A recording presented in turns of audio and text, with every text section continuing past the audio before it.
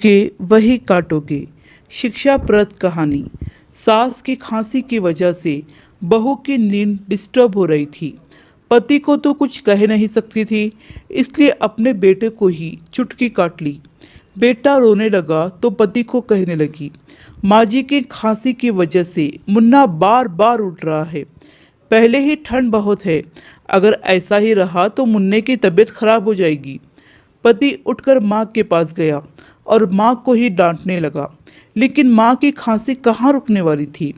उसे तो टीबी था। तो बेटे ने गुस्से में आकर माँ का बिस्तर घर से बाहर सहन में लगा दिया। कमजोर बूढ़ी माँ घसीट घसीट कर सहन में पड़ी टूटी फूटी चारपाई तक पहुंच गई और बेटे ने एक फटा पुराना कंबल लाकर उड़ा दिया। उस दिन ठंड बहुत थी। माँ कांपती रही, लेकिन खांसी थी कि रुकने का नाम ही नहीं ले रही थी। बहू मैडम की नींद फिर से डिस्टर्ब हो गई, तो फिर से अपने बच्चे को चिमटी काट ली। पति फिर से जाग उठा तो पति से शिकायत करने लगी। पति बाहर गया और माँ का बिस्तर सहन से उठाकर पीछे वाले गार्डन में लगा दिया, जहाँ ठंड और ज़्यादा बढ़ गई और बेटा अपनी माँ को एक आंख देखे बिना ही वहाँ से लौटने लगा तो पत्थर से टकराकर गिर गया। बेटे को गिरता देख माँ चिंतित होते हुए कहने लगी, बेटा तुझे चोट तो नहीं लगी? लेकिन बेटे ने माँ को कोई जवाब नहीं दिया और वहाँ से निकल आया। ठंड के कारण माँ की खांसी और बढ़ गई।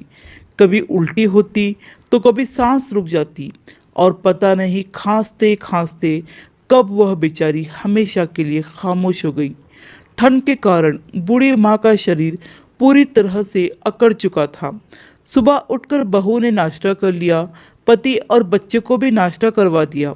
उसके बाद बाहर जाकर देखा तो बूढ़ी माँ इस दुनिया से चली गई थी, लेकिन बहू और बेटे के चेहरे पर तो कोई उदासी का भाव ही नहीं था, बल्कि वह दोनों तो खुश थे कि बूढ़ी माँ की खांसी से छुटकारा मिल गया। समय बीतता गया, उनका बेटा भी जवान हुआ। पत्नी तो अपने बेटे की जवानी में ही मर गई थी, लेकिन पति बचा था जो अब बूढ़ा हो गया था। और जब वह भी खांसता तो उसकी चारपाई भी वही होती जहां उसकी माँ की चारपाई लगाई जाती, लेकिन वह मर्द था तो उसमें सहनशीलता ज्यादा थी। एक सुबह वह अपने पोते को गोद में लेकर प्यार कर रहा था। रात को बच्चा बीमार हो गया तो बहू ने सारा इल्जाम ससुर पर लगा दिया और कहा कि ससुर ने हमसे बदला लेने के लिए हमारे बच्चे को अपने पास बाहर ठंड में सुला लिया। मैंने मांगा तो मुझे गालियां देने लगा और कहा कि तुम मेरे पोते को मुझसे दूर कर रही हो, और अब देखो हमारा बच्चा बीमार हो गया। और मगरमच्छ के आंसू बहाना शुरू कर दिए। बेटे को बहुत गुस्सा आया तो उसने गुस्से में आकर पिता की चारपाई सहन से निकालकर पीछे वाले गार्डन में फेंक दी और बाप को घसीटता हुआ वहां तक ले गया। बेटे के हाथों इस तरह रुसवा होकर बूढ़ा बहुत रोया और फिर अचानक उसे याद आया कि उसने भी अपने माँ के साथ यही सब किया था। और उसे यह भी याद आया कि उस समय जब वह अपनी माँ को गार्डन में ढकेल कर जा रहा था तो पत्थर से टकराकर गिर गया। तो उसकी माँ ने उसे कहा था, बेटा तुझे कहीं चोट तो नहीं लगी?